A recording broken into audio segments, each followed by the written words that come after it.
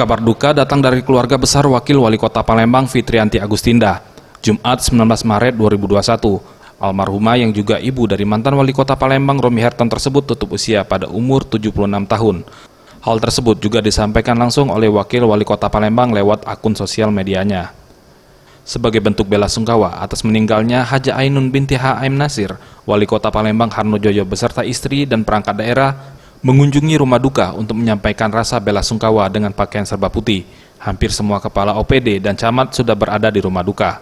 Hingga saat ini, para pelayat terus berdatangan ke rumah duka di Jalan Tanah Merah nomor 46, Kelurahan Demang Lebar Daun, Palembang.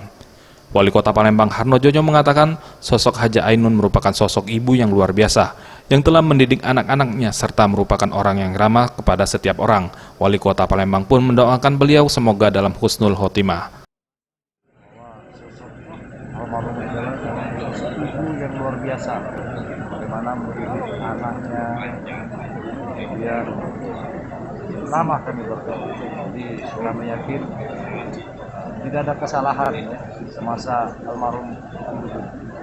Oh, kalaupun ada kesalahan pasti bisa dimaafkan karena sebagai manusia.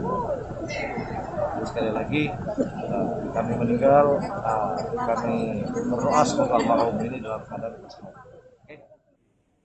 Tim Liputan Sriwijaya TV.